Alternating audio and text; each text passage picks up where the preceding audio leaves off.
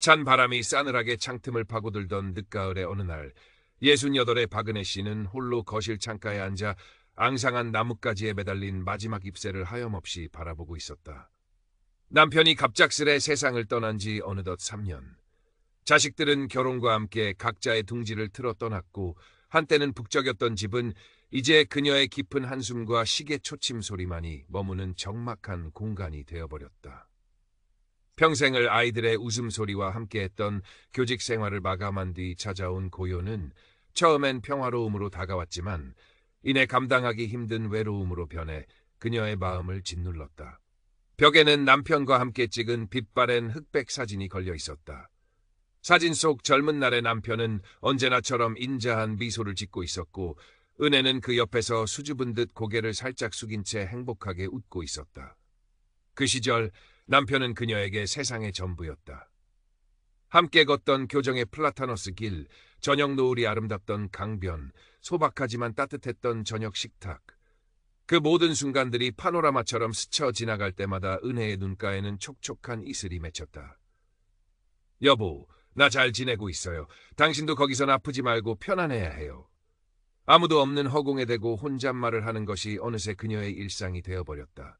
무료함과 깊어가는 외로움을 조금이나마 달래보려 얼마 전 딸 서연이 생일 선물이라며 사다 준 최신형 스마트폰을 만지작거리기 시작했다. 처음에는 전화통화와 문자 메시지조차 버거웠지만 서연의 도움과 복지관에서 열린 스마트폰 초급반 수업 덕분에 조금씩 새로운 기능들을 익혀나갔다. 그러던 중 SNS라는 신세계에 눈을 뜨게 되었다. 젊은이들만 하는 것이라 여겼던 그곳에서 그녀는 자신과 비슷한 처지의 사람들이 소소한 일상을 공유하고 서로에게 위로를 건네는 모습을 발견했다. 용기를 내어 서툰 솜씨로 계정을 만들고 집 앞 화단에 핀 국화 사진 한두 장을 떨리는 마음으로 올렸다. 며칠이 지났을까?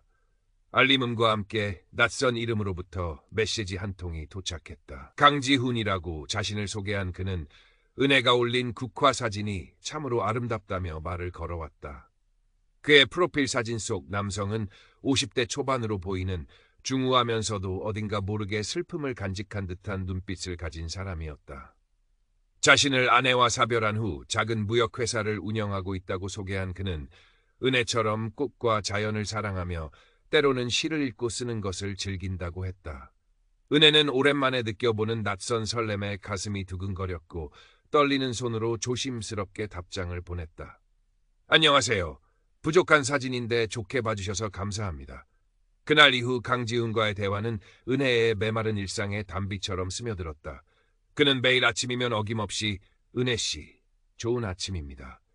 간밤에 좋은 꿈 꾸셨는지요? 라며 다정한 안부를 물었고 저녁이면 오늘 하루도 수고 많으셨습니다. 편안한 밤 되시길 바랍니다. 라는 따뜻한 인사로 하루를 마무리해 주었다. 그는 은혜가 젊은 시절 즐겨 읽었던 시인의 이름을 기억해냈고 그녀가 좋아했던 오래된 팝송의 구절을 인용하며 감성을 작했다. 마치 오래전부터 알고 지낸 사람처럼 그는 은혜의 외로움을 정확히 꿰뚫어 보았고 그녀가 듣고 싶어하는 말들을 정확히 알고 있는 듯했다. 은혜 씨의 글에서는 따뜻한 마음이 느껴져요. 마치 얘가 오랫동안 찾아 헤매던 사람을 만난 것 같은 기분입니다. 지훈 씨와 이야기를 나누다 보면 시간 가는 줄 모르겠어요. 이렇게 마음이 잘 통하는 사람은 처음이에요. 스마트폰 액정 너머로 오가는 대화 속에서 은혜는 잊고 지냈던 여성으로서의 자신을 발견했다. 그의 칭찬 한마디에 얼굴이 붉어졌고 그의 안부를 기다리는 시간이 하루 중 가장 행복한 순간이 되었다. 그는 은혜에게 은혜라는 이름 대신 소피아라는 애칭을 지어주었다. 은혜 씨의 맑은 영혼이 마치 성녀 소피아를 닮았어요. 그 말에 은혜는 마치 소녀가 된 듯 가슴이 뛰었다. 어쩌면 신께서 내게 마지막 선물을 보내주신 건 아닐까. 이 나이에 다시 사랑이라는 감정을 느껴도 되는 걸까. 은혜는 밤마다 그의 프로필 사진을 들여다보며 설레는 상상에 잠 못 이룬 날들이 늘어갔다. 어느덧 계절이 바뀌어 싸늘한 바람 대신 따스한 봄볕이 창가를 간지리던 무렵이었다. 강지훈은 은혜에게 조금 더 깊은 속내를 털어놓기 시작했다. 그가 현재 베트남에서 진행 중인 커피 농장 투자 사업이 예상치 못한 문제에 부딪혔다는 것이었다. 현지 파트너의 갑작스러운 배신과 자금난으로 인해 모든 것이 수포로 돌아갈 위기에 처했다는 그의 목소리에는 깊은 절망감이 묻어 있었다. 소피아, 정말 면목 없습니다. 이런 어려운 이야기를 당신에게 하게 될 줄은 몰랐어요. 하지만 지금 당신 말고는 내 이런 속마음을 털어놓을 사람이 없어요. 그의 축 처진 목소리에 은혜의 마음은 무겁게 내려앉았다. 며칠 뒤 그는 더욱 다급한 목소리로 전화를 걸어왔다. 소피아, 정말 마지막 기회인데 현지 은행에서 급하게 대출금을 상환하라는 통보가 왔어요. 이번 주 안으로 500만 원만 해결하면 모든 것이 정상으로 돌아올 수 있는데 정말 염치 없지만 혹시 당신이 조금만 도움을 줄 수 없을까요? 사업이 안정되는 대로 이자는 물론이고 당신에게 평생 감사하며 갚겠습니다. 그의 간절한 호소에 은혜는 깊은 갈등에 빠졌다. 평생 누구에게 돈 아쉬운 소리 한 번 안 하고 살아왔고 자식들에게도 짐이 되지 않으려 노력해왔던 그녀였다. 하지만 지금 이 순간 강지훈의 절박한 목소리는 그녀의 이성적인 판단을 흐리게 만들었다. 그렇게 자상하고 멋진 사람이 설마 나를 속이겠어. 지금 얼마나 힘들면 나한테까지 이런 부탁을 하겠어. 내가 조금만 도와주면 그 사람이 다시 일어설 수 있을 텐데. 결국 은혜는 남편이 남기고 간 비상금 통장에서 500만 원을 찾아 그의 계좌로 송금했다. 돈을 보내고 난 뒤에도 한동안 마음이 불안했지만 곧이어 도착한 강지훈의 감사 메시지에 모든 걱정은 눈 녹듯 사라졌다. 소피아, 당신은 내 생명의 은인입니다. 이 은혜는 평생 잊지 않겠습니다. 사업이 정리되는 대로 제일 먼저 당신에게 달려가겠습니다. 그때까지만 조금만 더 저를 믿고 기다려주세요. 그의 진심 어린 말에 은혜는 자신이 옳은 일을 했다고 믿었다. 그러나 그것은 시작에 불과했다. 한번 물고가 트이자 강지훈의 금전 요구는 봇물 터지듯 이어졌다. 갑작스러운 통관 문제 해결 자금, 현지 직원들의 밀린 임금, 예상치 못한 기계 고장으로 인한 수리비, 사업 확장을 위한 추가 투자금 등 이유는 매번 달랐지만 그의 목소리는 항상 절박했고 은혜를 향한 애틋한 말들과 장밋빛 미래에 대한 약속은 변함이 없었다. 소피아, 이번 고비만 넘기면 정말 모든 것이 끝납니다. 당신과 함께 커피향 가득한 농장에서 여생을 보내는 것이 내 마지막 꿈입니다. 은혜는 남편이 남긴 얼마 되지 않는 유산과 자신의 노후를 위해 아껴두었던 적금까지 해약하며 그의 요구에 응했다.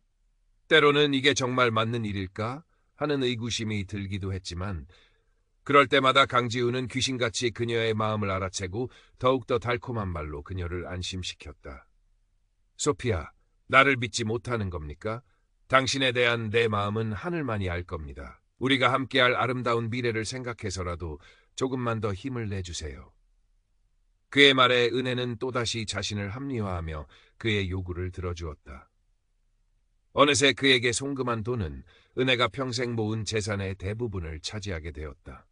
한편 딸 서연은 어머니의 변화를 예민하게 감지하고 있었다. 예전보다 부쩍 통화가 잦아지고 누군가와 메시지를 주고받으며 혼자 웃거나 얼굴을 붉히는 일이 잦아졌다. 가끔은 늦은 밤까지 스마트폰을 붙들고 있는 어머니의 모습에 걱정이 되기도 했다. 무엇보다 평소 알뜰하던 어머니가 갑자기 큰 돈을 인출하거나 용돈이 부족하다는 말을 하는 횟수가 늘어난 것이 이상했다. 엄마, 요즘 무슨 일 있으세요? 누구랑 그렇게 자주 통화하시고 돈은 어디에 쓰시는 거예요? 서연이 조심스럽게 물을 때마다 은혜는 그냥 오랜 친구랑 연락하는 거야. 나도 이제 내 생활 좀 즐겨야지. 돈은 그냥 필요한데 좀 썼다라며 애매하게 얼버무리곤 했다. 은혜는 서연에게 강지훈의 존재를 차마 털어놓을 수 없었다. 이 나이에 새로운 사람을 만나 연애 감정을 느끼고 있다는 사실이 왠지 부끄럽기도 했고 혹시라도 딸이 반대하거나 걱정할까봐 두려웠기 때문이다. 강지훈 역시 서연에게는 비밀로 해달라고 신신당부했었다. 우리 관계는 아직 우리 둘만 아는 비밀로 간직하고 싶어요, 소피아. 모든 것이 안정되고 내가 당신 곁으로 갈 수 있을 때 그때 딸에게 당당하게 인사하고 싶습니다. 그의 말은 은혜에게 더욱더 로맨틱하게 다가왔다. 은혜는 강지훈에게 영상통화를 하거나 직접 만나고 싶다고 몇 번이나 간청했지만 그는 번번이 교묘한 핑계를 대며 피했다. 지금은 사업 때문에 정신이 없어서 몰골이 말이 아니에요. 당신에게 멋진 모습만 보여주고 싶은데, 그리고 베트남은 인터넷 사정이 좋지 않아서 영상 통화가 자주 끊기더라고요. 조금만 더 기다려주세요. 곧 멋진 모습으로 당신 앞에 나타나겠습니다.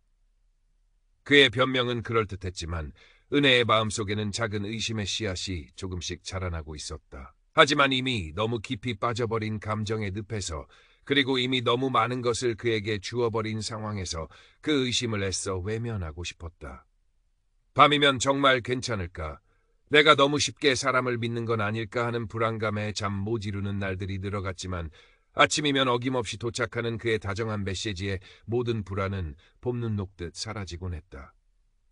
그러던 어느 날, 강지훈으로부터 그 어느 때보다 다급하고 절실한 연락이 왔다. 그가 공들여 추진해온 커피 농장 사업의 마지막 단계에서 경쟁업체의 방해로 인해 예상치 못한 자금 압박에 시달리고 있다는 것이었다. 소피아, 정말 이것이 마지막입니다. 제 모든 것을 건 마지막 승부예요. 5천만 원, 이 돈만 있으면 모든 것을 해결하고 당신에게로 갈 수 있습니다. 당신과 함께 살 그림 같은 집도 이미 봐두었어요. 매일 아침 당신이 내려주는 커피를 마시며 함께 정원을 가꾸는 삶, 상상만 해도 행복하지 않습니까? 그의 목소리는 떨리고 있었고, 그가 묘사하는 미래는 은혜가 평생 꿈꿔왔던 소박하지만 행복한 노후의 모습과 정확히 일치했다. 5천만 원. 그것은 은혜에게 남은 전 재산이나 다름없었다. 이 돈마저 없다면 그녀의 노후는 막막해질 터였다. 하지만 이미 그의 달콤한 말에 중독되어 버린 은혜에게 이성적인 판단은 사치였다. 이것만 해결되면 정말 그와 함께 행복하게 살 수 있을 거야. 그동안 내가 쏟아부은 돈과 마음이 있는데 여기서 멈출 수는 없어. 그녀는 마치 홀린 사람처럼 마지막 남은 희망을 걸고 평생 살던 낡은 빌라를 담보로 대출을 받기로 결심했다. 은행에서 대출 서류에 도장을 찍고 나오던 은혜의 손은 가늘게 떨리고 있었다. 무거운 마음으로 집에 돌아와 마지막 돈을 강지훈의 계좌로 송금하려던 바로 그 순간이었다. 마침 어머니를 찾아왔던 서연이 우연히 은혜의 스마트폰 화면을 보게 되었다.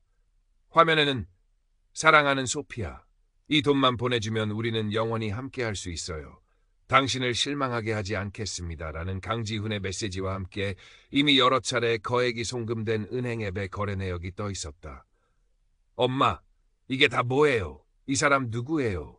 지금 이 돈 또 보내시려는 거예요? 서연의 날카로운 목소리가 정적을 갈랐다. 은혜는 딸의 갑작스러운 등장과 추궁에 당황했지만 이내 얼굴을 굳히며 강하게 부정했다.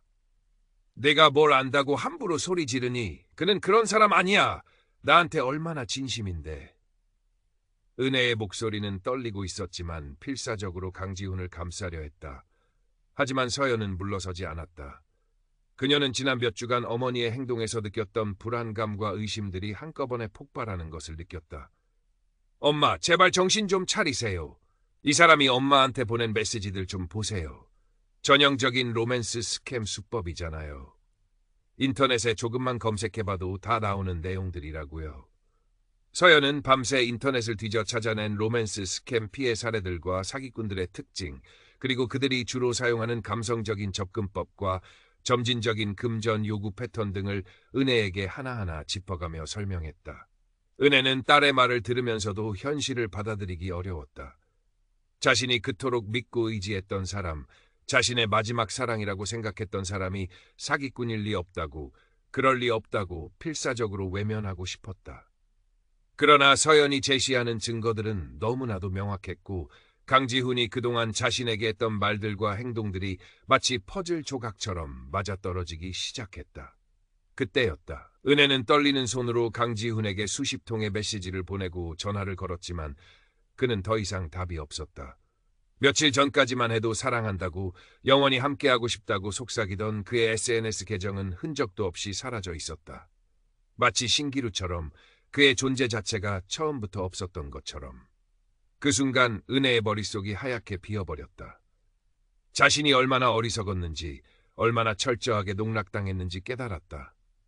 평생을 정직하게 살아온 자신에게 어째서 이런 끔찍한 시련이 닥친 것인지, 믿었던 사람에게 그토록 처참하게 배신당했다는 절망감과 스스로에 대한 깊은 자책감에 은혜는 숨조차 제대로 쉴 수 없었다.